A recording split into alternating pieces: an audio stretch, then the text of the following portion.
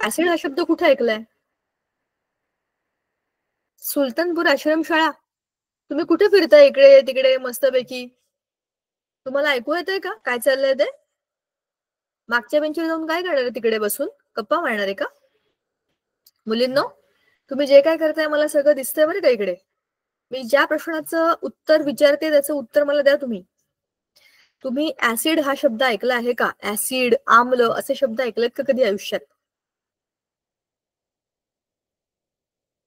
इकडे बसून मला सगळं दिसतं तुम्ही काय करताय. तुम्ही उत्तर देता ते पण मला दिसतं, पण माईक बंद करून मला कसं ऐकू येणार आहे? माईक ऑन करा आणि सांगा, आम्ल किंवा ऍसिड हे शब्द कुठे ऐकलेत तुम्ही? ते बघ त्या संगीत खुर्ची खेळतायत त्या, इकडनं तिकडे पळतायत फक्त. चला मला सांगा मुलींनो, काय नाव आहे ह्या शाळेचं? सालसादी काय, आय डोंट नो काय कसं म्हणायचं ते. पण जे काही तुमच्या शाळेचं नाव आहे, तुम्हाला माईक तुमच्या समोर असेल तर अनम्यूट करा आणि बोला. प्रकाश पाटील सरांच्या इकडे. तुम्ही आम्ल, ऍसिड हे शब्द ऐकलेत ना? हे 8वी पास झालात ना तुम्ही लोक? असे कसे पास झालात? हा धडा होता तुम्हाला? जे काही माहितीये, जे काही ऐकलंय त्याच्याबद्दल ते सांगा मला. किंवा हा शब्द कुठे ऐकलाय ते सांगा. तसं सांगितलं तरी पण आपली गाडी सुरू होईल.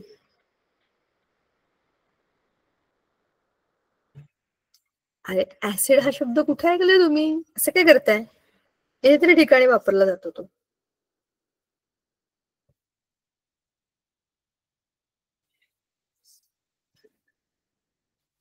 कमाल करताय. कुठल्या तरी शाळेचे शिक्षक आहेत का तिकडे मुलांच्या आजूबाजूला? जर असतील तर जरा तुमच्या मुलांना उत्तर द्यायला सांगा बरं. माईक ऑन करायचं आणि उत्तर द्यायचं. त्याच्याशिवाय मला कसं कळेल की यांना काही कळतंय का नाही? तर सगळ्या धड्याचा माझा मी अभ्यास करून टाकेन आणि 9वी पास होऊन जाईल. यांना काय कळेल काय माहिती.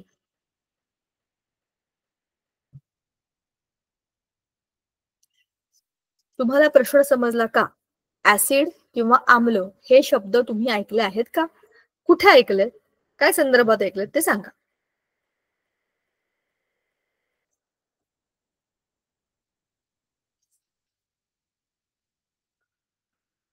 कमाल आहे. अगं बोल, एवढं टेन्शन घेण्यासारखं लागण्यासारखं काय त्याच्यामध्ये? ऍसिड या शब्दाबद्दल बोलतोय आपण. जे काय माहितीये बोल की पटकन. एवढं टेन्शन घेऊन अगदी चेहरा बिहरा लपवून. फक्त मला दिसतेस तू, बाकी कोणालाही कळत नाहीये कोण उत्तर देते.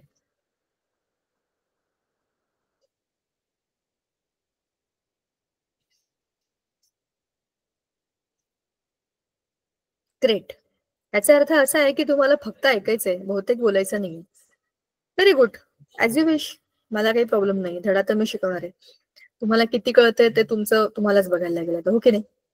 कारण की मी तुम्हाला प्रश्न विचारते आणि तुम्ही काय माहिती काय विचार करून उत्तर देत नाही.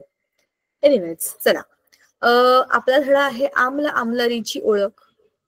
हा तुमचा ऑलरेडी 8वीतला जो धडा होता त्याचं पुढे एक्सटेन्शन आहे.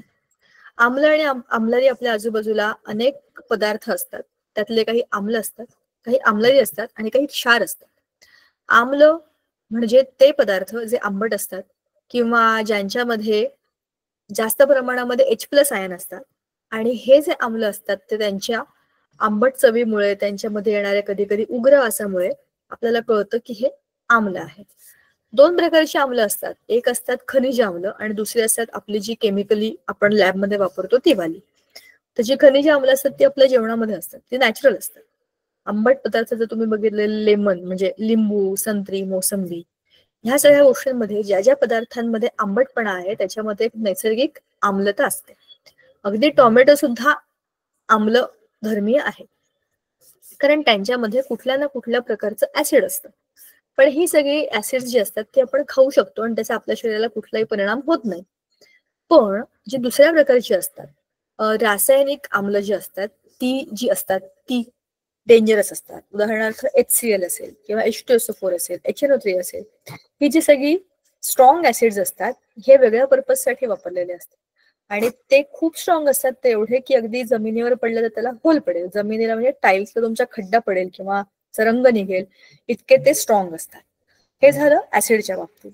हे तुम्ही मागच्या वर्षी ऑलरेडी बघितलेलं आहे. दुसरे असतात आम्लारी म्हणजेच बेसेस. हाताला मऊ लागतात, गुळगुळीत असतात, त्याचा फेस येतो आणि त्यांच्यामुळे आपण जनरली अनेक वस्तू धुण्याकरता त्याचा वापर केला जातो. तुरट कडवट लागतात, पण हळूहळू हळूहळू ते डॅमेज करतात. हातामध्ये घेतले तर ते हात हळूहळू हाताच्या स्किन वरती डॅमेज करतात. असे ते आमलारी असतात. आम्ल आणि आमलारी हे परस्पर विरुद्ध आहेत. आम्लाची जर तुम्ही पीएच बघितली म्हणजे हायड्रोजन, त्याचं पोटेन्शियल ऑफ हायड्रोजन बघितलं तर आम्लाची 0 to 7 आणि 7च्या पुढे 7 ते 14 हे आमलारीची पीएच पट्टीवरची नंबरची नोंदणी असते. आता आम्ल आणि आमलारीचा अर्हेनिसचा सिद्धांत बघण्याच्या आधी तुम्हाला हे मला सांगायचं होतं. आम्ल आणि आमलारीचं मग अशी मी तुम्हाला ते 14 पर्यंतची जी पट्टी म्हणाली ती 0 ते 14 असं त्याचं मापन असतं. 0 म्हणजे एकदम स्ट्रॉंग ऍसिड, 7 म्हणजे न्यूट्रल, 14 म्हणजे बेसिक म्हणजे आम्लारी. म्हणजे 0 ते 7 एवढ्या नंबर पर्यंतचे सगळे हे ऍसिडिक असतात म्हणजे आम्लधर्मी असतात. आणि 7 ते 14 पर्यंतच्या पीएच ज्या ज्या गोष्टी असतात त्याचा पीएच 10 आहे, 11 आहे, 12 आहे, अशा सगळ्या वस्तू ह्या बेसिक असतात म्हणजे आम्लारी धर्मी असतात. 7 क्रमांक ज्याचा ज्याचा आहे, ज्याचा पीएच 7 आहे, अशा सगळ्या वस्तू ज्या असतात त्या न्यूट्रल असतात. त्या ऍसिड पण नाही, त्या बेस पण नाही, म्हणजे त्या आम्ल पण नाही आणि आम्लारी पण नाही. अशा वस्तू ह्या न्यूट्रल असतात. त्याला आपण कुठलंही क्षारधर्मी किंवा न्यूट्रल असंच म्हणतो. ते काही त्याला कुठलंच केमिकल नेचर नाही, त्याचं ऍसिडिक किंवा बेसिक नेचर नाहीये, ते न्यूट्रल असतं. उदाहरणार्थ पाणी. आपण जेव्हा पाणी पितो तेव्हा आपल्याला असं जळजळतं का? नाही. पण जेव्हा आपण लिंबू सरबत पितो किंवा नुसता लिंबूचा रस पितो तेव्हा आपल्याला घशाला काहीतरी खवखवल्यासारखं होतं, कारण की त्याच्यामध्ये ऍसिड असतं. लिंबू हा स्वतःच ऍसिडिक आहे ना, त्याच्यामुळे त्याचे ज्यूस हे ऍसिडिक असतं, तर ते आपल्या घशाला जाणीव करून देतं की ते आंबट आहे आणि कसतरी होतं. पण पाणी तुम्ही कितीही पिऊ शकता, दिवसातनं किती वेळ पिऊ शकता, आणि त्या पाण्यामध्ये अनेक गोष्टी टाकूनही पिऊ शकता. म्हणजेच तुमचं जे पाणी आहे त्याची न्यूट्रलिटी म्हणजे त्याचं जे पीएच आहे ते 7 असल्यामुळे तुम्हाला जाणवत नाही काही, पण तेच तुमचं ऍसिडिक म्हणजे लिंबूचा रस हा वरती 0 to 3 to 0, 1, 2 च्या आसपासच असल्यामुळे, स्ट्रॉंग ऍसिड असल्यामुळे आपल्याला जाणवतं की आपण ऍसिडिक वस्तू पितोय. आता ह्याच्या उलट आहे खालचं. पाणी तर न्यूट्रल आहे, ग्रीन म्हणजे ग्रीन पट्टी. तिथून खाली तुम्ही जसं जाल तर डार्क ग्रीनच्या शेडमध्ये पर्पल पर्यंत म्हणजे काय, खूपच जास्त अल्कलाईन. म्हणजे 7च्या पुढचे जेवढे 8, 9, 10, 11 हे अंक आहेत ना 14 पर्यंत, हे सगळेचे सगळे बेसिक आहेत. ह्या सगळ्या पदार्थांमध्ये अल्कलिनिटी म्हणजेच काय, आम्लारी धर्मिता जास्त असते. ह्याच्यामध्ये कोण कोण येतं, आपले शॅम्पू, साबण, हँडवॉश, कपड्याचे साबण, कपड्याच्या पावडरी, ह्या सगळ्या गोष्टी त्याचा फेस होतो. धुण्याकरता आपण वापर करतो त्या सगळ्या अल्कलाईन असतात, म्हणजेच कोण असतात, आम्लारी धर्मी असतात. आता ह्याला चेक कसं करायचं. मागच्या वर्षीच्या धड्यामध्ये आपल्याला पीएच पेपर नावाची एक गोष्ट होती. तुम्हाला लक्षात आहे का पीएच पेपर? जरा बघूया तुम्ही ह्याचं तरी उत्तर देताय का. बघू तरी तुम्ही उत्तर का देत नाही. पीएच पेपर हा शब्द ऐकलाय का?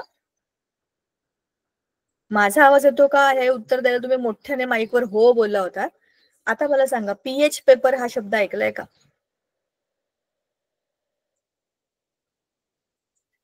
हे पीएच पेपर हा शब्द तरी ऐकलाय की नाही तुम्ही?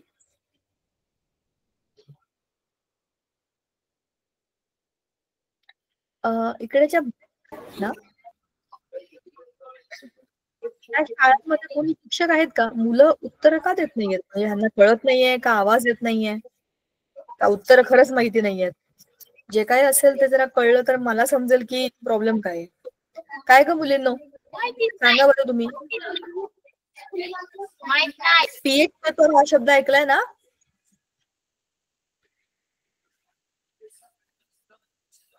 हे भगवान, अरे हो का नाही? पीएच पेपर हा शब्द ऐकलाय का? डोकी हलवा, नाही म्हणा किंवा हो म्हणा.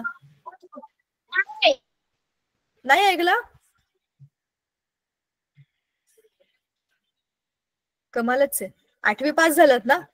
8वीत धडा होता, त्याच्यामध्ये प्रयोग पण होता. काय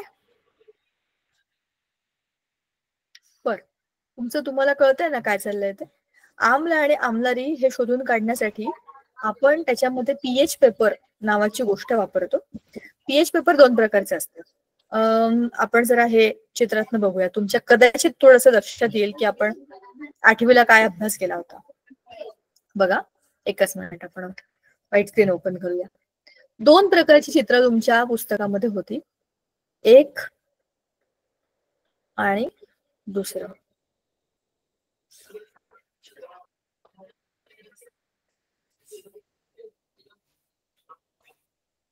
समजा हे दोन बीकर आहेत आणि ह्याच्यामध्ये दोन द्रावण टाकलेत आपण. एक हा आणि याच्यामध्ये मी एक दुसरं सोल्युशन टाकते, थोडस हे अशा रंगाचं. ठीक आहे, ही दोन द्रावण वेगवेगळ्या भांड्यांमध्ये मी काढलेली आहेत. आता मी त्याच्यामध्ये एक लिटमस पेपर बुडवणार आहे.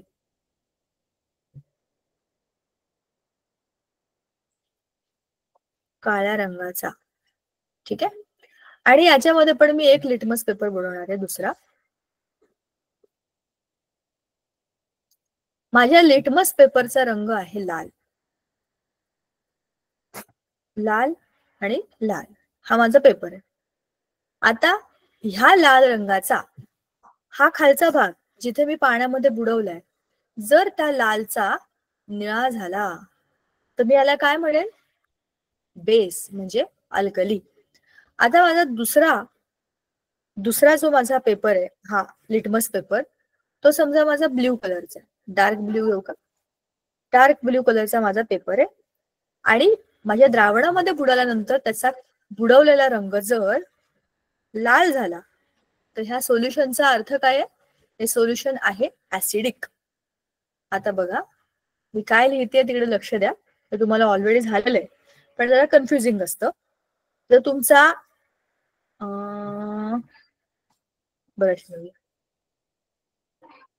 रेड टू ब्ल्यू असा कलर बदलला, रेड म्हणजे लाल, लालाचा निळा झाला, तर तो काय आहे? बेस. बेस म्हणजे अल्कली. याला पीएच पेपर म्हणतात. तुम्हाला कसं काय लक्षात नाही देव जाणे, नाही म्हणे, आम्ही नाही ऐकलं. 8वी कसे काय पास झालं तरी खरंच मला प्रश्नच पडला. दुसरा आहे दुसऱ्या रंगाचा, ब्ल्यू कलरचा. हा लाल रंगाचा लिटमस होता, आता हा ब्ल्यू रंगाचा लिटमस आहे. ब्ल्यूचा जर लाल झाला म्हणजे निळ्याचा लाल असा रंग बदल झाला तर तो असतो ऍसिडिक. म्हणजे आता मी माझ्या दोनही माझ्याकडे असलेल्या पदार्थांचं मोजमाप केलं. कसं? ऍसिडिटी आहे का बेसिसिटी आहे हे चेक करण्यासाठी त्याच्यामध्ये मी लिटमस पेपर टाकले. आता हा माझा निळ्याचा लाल झाला म्हणजे हे माझं द्रावण काय आहे? ऍसिड आहे. याच्यामध्ये एक्झॅक्टली उलट झालं, निळ्याचा लाल झाला म्हणजे हे द्रावण माझं बेसिक आहे. ऍसिड म्हणजे आम्ल, बी म्हणजे आम्लारी. समजलं का? हा तुम्हाला मागच्या वर्षीचा भाग होता. मी कॅन्सल करते, शॉर्ट करते. तुम्हाला नाही आठवलं तर थोड्या वेळाने परत मला दाखवता येईल. ठीक आहे, हे झालं तुमचं इथलं आम्ल आणि आम्लारींच्या रंगांबद्दलचं. आपण पीएच पेपर त्याला चेक करू शकतो आणि त्याचा पीएच किती आहे हे चेक करण्याकरताच दुसरे आणखीन पेपर्स असतात. त्याच्यामध्ये आपल्याला त्याचा एक्झॅक्ट पीएच पण कळतो. त्याच्यामध्ये तुम्हाला समजेल की ते ऍसिडिक का बेस आहे. लिटमस पेपरने, पीएच पेपरने एक्झॅक्ट पीएच पण समजतो. कसा काय? हे रंगाची पट्टी अशीच्या अशी असते आणि पीएच पेपर असे पिवळटसर रंगाचे असतात. समजा एखादं पाण्यासारखं द्रावण दिलं आणि सांगितलं आता पीएच सांगा किती, त्याच्यामध्ये बुडवायचं. जो रंग होईल तो ह्या रंगाच्या पट्टीच्या बाजूला चेक करून बघायचा. जसं आपण ते ब्लाऊजचे मॅचिंग सेंटरवर जातो ना, किंवा कपड्यांच्या मॅचिंग सेंटरमध्ये जातो, तर त्या रंगाला मॅचिंग कुठे कुठे दिसतंय असं चेक करतो ना. तसंच आपला जो पीएच पेपरचा रंग बदललाय तो इथे कुठे बसतो हे चेक करायचं आणि बघायचं. त्याला म्हणतात निर्देशक. आता उदासीनीकरणाच्या आधी द्रावणाचा पीएच आणि संहती वगैरे ह्या मुख्य गोष्टी आहेत. आणि अर्हेनियसचा आम्ल आणि आम्लरीचा सिद्धांत हा काय आहे हेही बघायचंय. तर ज्या पदार्थांमध्ये जास्त प्रमाणामध्ये H+ आयन दिले जातात आपण ऍसिड असं म्हणतो, आणि ज्या पदार्थांमध्ये जास्त प्रमाणामध्ये OH- आयन दिले जातात त्याला आपण आम्लारी असं म्हणतो. हा अर्हेनियसचा आम्ल आणि आम्लरीचा सिद्धांत आहे. आपण त्याच्या भौतिक रचनांवरून किंवा त्याच्या भौतिक ह्याच्यावरून सांगू शकतो की हा ऍसिड आहे, ह्याचा आंबट आंबट वास येतोय आणि हा थोडा जरा असा उग्र वाटतोय, तर हा बहुतेक ऍसिड आहे, पण आपल्याला कन्फर्म माहित नाही. मग आपण काय केलं, लिटमस पेपरने चेक केलं, किंवा त्याचं एक्झॅक्ट पीएच बघायला आपण पीएच पेपर वापरला. इथपर्यंत आपण त्या चेक केल्या गोष्टी. पण त्याची वैज्ञानिक व्याख्या काय आहे, तर ज्या पदार्थांमधनं H+ आयन जास्त प्रमाणामध्ये दिले जातात. आता H+ आयन म्हणजे काय सांगणार आहे. OH- हे त्याचं दुसरं काउंटर पार्ट आहे. H+ जास्त दिले तर झाला आम्ल, OH- दिले तर झाला बेस, म्हणजेच काय, आम्लारी. कसं बघा, आता आपण इथेच उदाहरण घेऊया. आता मी इथे काढते HCl. HCl म्हणजे काय आहे, आम्ल आहे. याच्यामध्ये H+, बरोबर ना. हे एक आयनिक संयुग आहे. पाण्यामध्ये टाकलं की विरघळतं, म्हणजे काय होतं, H वेगळा होतो आणि Cl- वेगळा होतो. ज्या पदार्थांमधनं तुम्हाला H+ पटकन मिळतो आणि जास्त मिळतो, मिळाला ना H+, तो आहे तुमचा ऍसिड. हा झाला तुमचा ऍसिड म्हणजे आम्ल. आता दुसरा पदार्थ कोणता रंग घेऊया, पर्पल कलर घेऊया. चला दुसरा मी आता एक्झाम्पल घेते NaCl. नाही, NaOH. NaCl नाही घेऊन चालणार. NaCl तर सॉल्ट आहे, आपल्याला पाहिजे बेस. NaOH हे पाण्यात टाकलं की हे विरघळणार. मग हे काय देणार, Na+ आणि OH-.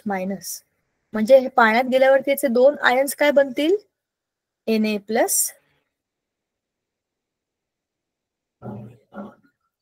आणि दुसरा बनतो OH-.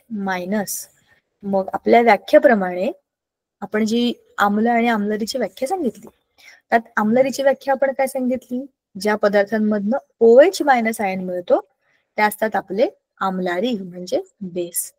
ज्या पदार्थांमधनं H+ आयन मिळतो ते असतात आपले आम्ल म्हणजेच ऍसिड.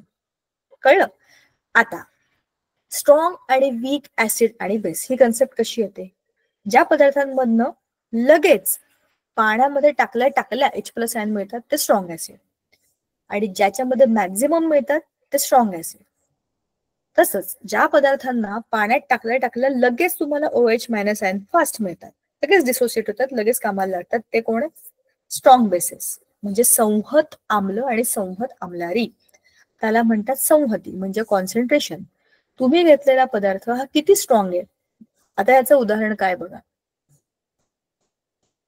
संहती म्हणजे कॉन्सन्ट्रेशन. उदाहरणार्थ आपण घेऊया एक लिंबू. लिंबू टिंबू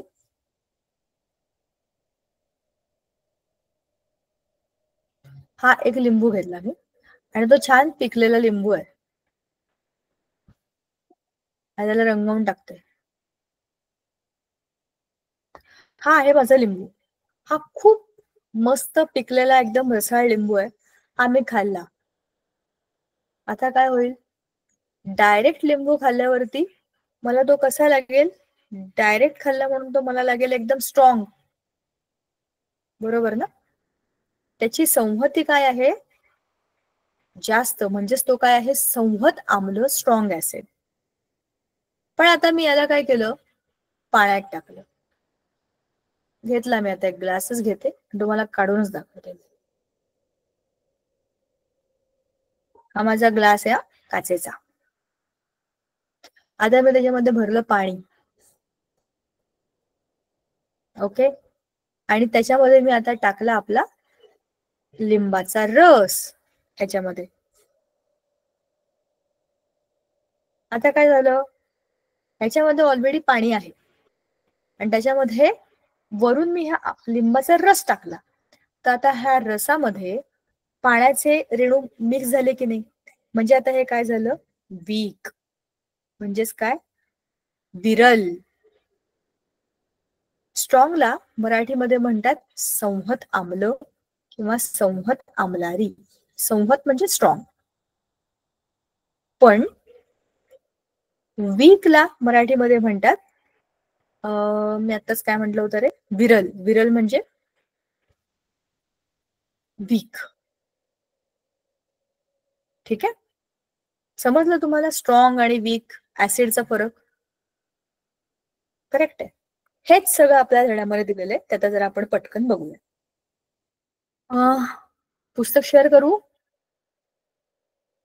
आम्ल आम्लारी आणि क्षार. जर एकदा बघू बरं तुम्ही लोक जागे आहात का झोपले आहात ते? कॅमेरे बिमेरे बंद करून बसलात, जागे आहात ना? मग अशी ज्या ज्या शाळांचे कॅमेरे ऑन होते त्यांनी बंद केलेत आता. तुम्हाला दिसतंय ना, समजतंय ना? काही शंका असेल तर विचारा. काय एक तर तुम्ही माझ्या प्रश्नांची उत्तरं देत नाहीये, सो मला कळत नाही की तुम्हाला किती कळले. पण मी तुम्हाला प्रश्न विचारत राहणार आहे आणि तुम्हाला नाही कळलं तुम्ही मला प्रश्न विचारायचे. त्याच्याशिवाय अभ्यास होणार नाही आपला पूर्ण. नुसतं धडे वाचत जायचं नाही आपल्याला, धड्याच्या मध्ये काय आहे ते कळलं पाहिजे.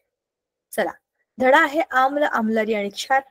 याच्यामध्ये आपल्याला 5 महत्वाचे मुद्दे बघायचे आहेत. अर्हेनियसचा आम्ल आम्लारीचा सिद्धांत आपण ऑलरेडी बघितला. आम्ल आम्लारीची संहती आपण ऑलरेडी बघितलं. द्रावणाचा समूह काय असतो ते पण आपण बघितलं. आम्ल आणि आम्लारीचा समूह काय तेही आपण बघितलं. आता क्षार म्हणजे काय एवढंच फक्त बाकी आहे. त्याला म्हणतात उदासीनीकरण अभिक्रिया. ती सगळ्यात शेवटचा भाग आहे. एक एक करत आपण आता सगळे मुद्दे आपल्या पुस्तकातल्या डिटेलमध्ये बघूया. पीपीटी मध्ये आपण त्या सगळ्याचा ग्लान्स ऑलरेडी घेतलाय. बघा, आपल्या आजूबाजूला असलेल्या आपल्या प्रस्तावनेमध्ये हेच दिलंय की आपल्या आजूबाजूला अनेक पदार्थ असतात. काही आंबट, काही तुरट, काही बुळबुळीत, काही हाताला असे जळजळ करतील, असे सगळे. तर ह्या सगळ्यांचा आपण मागच्या वर्षी ऑलरेडी अभ्यास केलाय. मी तुम्हाला म्हणूनच प्रश्न विचारला होता की तुम्ही आम्ल हा शब्द ऐकलाय का, ऍसिड हा शब्द ऐकलाय का?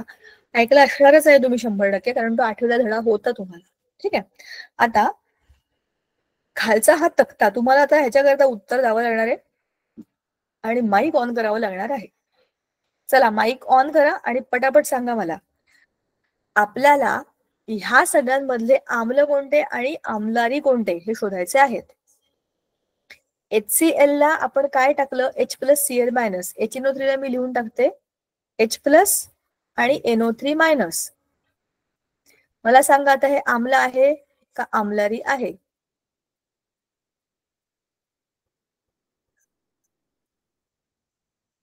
ए, वेड्या मुलांनो, पटपट तुमचं माईक ऑन करा, कारण तुम्ही मला उत्तर देणार आहात.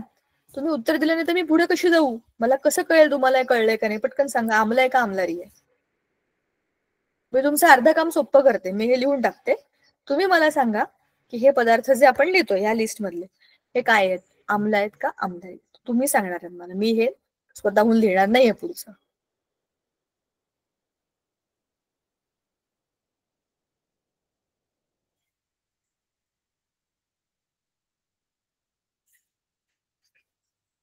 कुठल्या तरी शाळांमधले शिक्षक तरी आहेत का बाजूला तिकडे?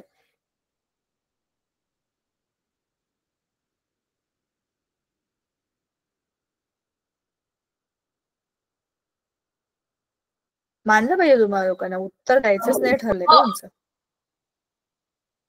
शाबाश, कोणीतरी माईक ऑन केला. चला, पटपट पटपट सांगा आता मला.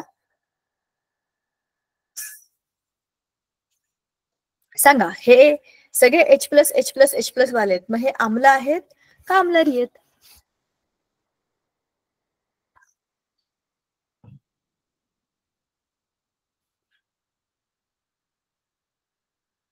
आता मला दुसरी शंका यायला लागली. तुम्ही सगळे 9वी मराठी मीडियम वाले आहात ना?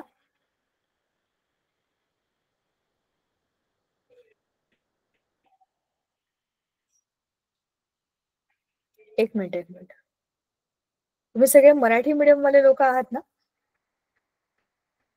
हा, मग तुम्हाला हे माझा प्रश्न ऐकू येतो, तुम्हाला उत्तर द्यायला काय प्रॉब्लेम आहे? मी तुम्हाला प्रश्न विचारतेय की हे आम्ल आहेत का आम्लारी आहेत? माईक ऑन करा आणि सांगा. चुकलं तर आपण बघणारच, एवढं का त्याच्यामध्ये? सुदाम पाटील सरांच्या इकडची जी मुलं आहेत ती, सर तुमचे माईक ऑन करा आणि मला सांगा. कमाल आहे. जे वाटतंय ते सांगा, काय त्याच्यामध्ये टेन्शन घेण्यासारखं आहे? आपण ह्या टेबल मधले जे प्रश्न सोडवतोय हे सगळे पदार्थ आम्लधर्मी आहेत का आम्लारी धर्मी आहेत? मी इथे लिहून ठेवले ऑलरेडी H+H+. आता ते सांगा.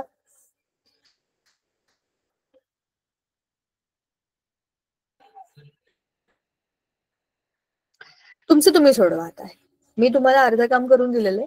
तुमची इच्छा असेल तर सोडवा, नाही तर मग तुमचं आहेच आहे रिकामा टेबल. ओके नाही? किंवा शाळेमध्ये घेतीलच तेव्हा तुमचं आपोआप सोडवलं जाईल.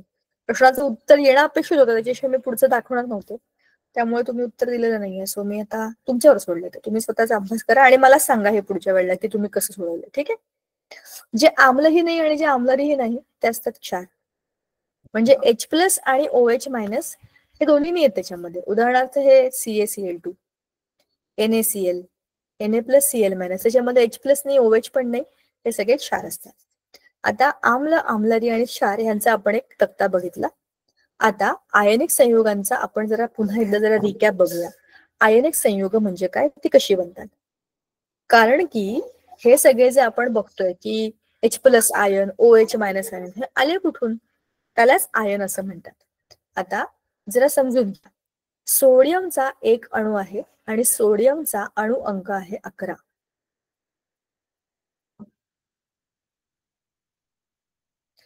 सोडियमचा अणु अंक आहे 11. 11 नंबर असल्यामुळे त्याच्या पहिल्या कक्षेमध्ये 2 इलेक्ट्रॉन, दुसऱ्या कक्षेमध्ये 8, तिसऱ्या कक्षेमध्ये 1. 2, 8, 1 हे झालं त्याचं इलेक्ट्रॉनिक संरूपण. आता त्याचं अष्टक पूर्ण करण्यासाठी ऑलरेडी दुसऱ्या कक्षेमध्ये 8 इलेक्ट्रॉन आहेतच, पण तिसऱ्या कक्षेमध्ये 1 इलेक्ट्रॉन जास्तीच आहे. मग हा इलेक्ट्रॉन ठेवून तो काय करेल, त्याच्या डोक्यावर ते ओझं आहे, त्याला नको आहे तो. अष्टक पूर्ण होण्यासाठी ह्या इलेक्ट्रॉनची गरज नाही, उलट तो जास्तीच आहे. मग तो काय करतो, तो 1 इलेक्ट्रॉन देऊन टाकतो. 1 इलेक्ट्रॉन दिला त्यामुळे काय झालं, केंद्रकामधल्या 11 प्रोटॉनची संख्या कमी झालेली नाहीये, ते तेवढीच आहे, पण 1 इलेक्ट्रॉन कमी झालाय. म्हणजेच काय झालं, 1 वजा चार्ज कमी झाला. मग पॉझिटिव्ह चार्ज वाढला म्हणजे तो सोडियमचा झाला सोडियम प्लस. त्याला आपण असं म्हणतो कॅटायन, म्हणजेच धनप्रभारित आयन, म्हणजेच कॅटायन. ह्याच्या एक्झॅक्टली उलट आहे क्लोरीन. क्लोरीनचं अणु अंक आहे 17.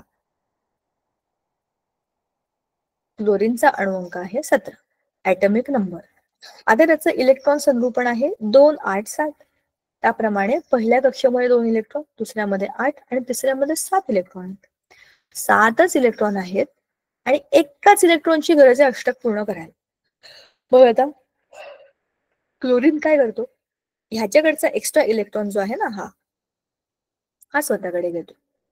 कोणाचाही घेऊ शकतो, पण ह्याच्याकडे ऑलरेडी एक्स्ट्रा इलेक्ट्रॉन आहेच, तो देऊन टाकतो, हा घेऊन टाकतो.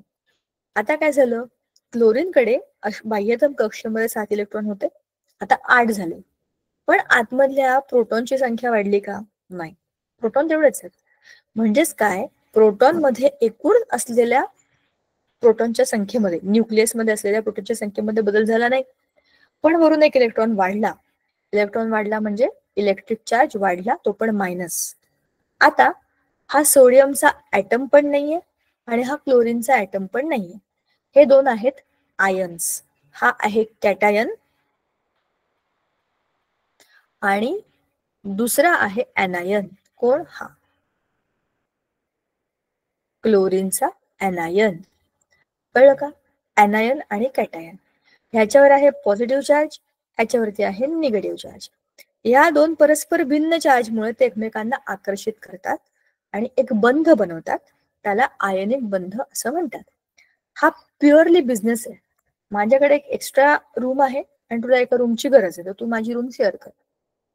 घर माझं, रूम माझी, मी फक्त तुला शेअर करायला दिलेली आहे, वापरणार तू.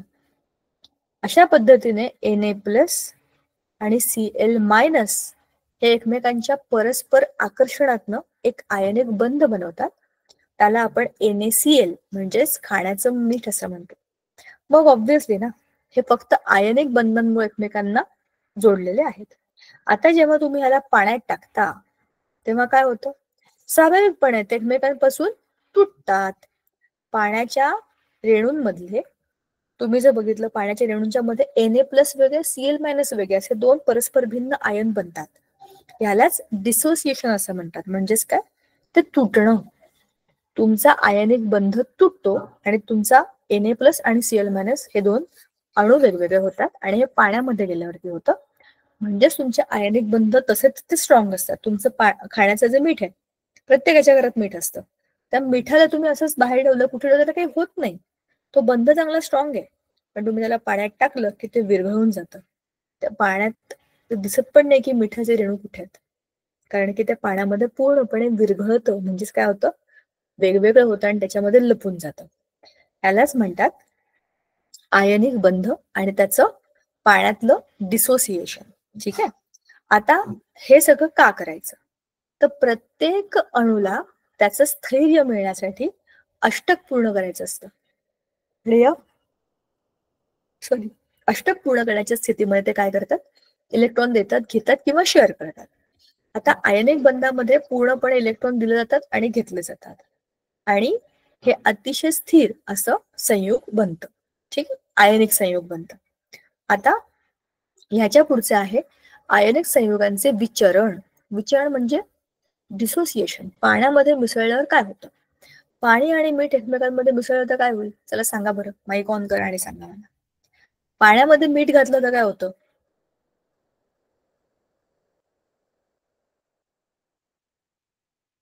सांगा. पाण्यात साखर घातल्यावर काय होतं? पाण्यात तेल घातल्यावर काय होतं? आणि पाण्यात लाकडाचा भुसा घातल्यावर काय होतं? विचार करा आणि मला सांगा. पाण्यामध्ये आपण जेव्हा मीठ घालतो आणि त्याला विरघळ होतो, नाही विरघळलं तरी पण थोड्या वेळाने ते गायबच होतं. असं पाण्यामध्ये साखर घातली तर ती पण गायब होऊन जाते. कुठे गायब होते? त्याच्यामध्ये ती पूर्णपणे मिक्स होते. पाण्यामध्ये तेल घातलं तर काय होतं? पाणी वेगळं, तेल वेगळं. तेल वरच्या बाजूला येतं आणि पाणी खाली खाली जमा होतं. म्हणजेच ते एकमेकांमध्ये विरघळत नाही.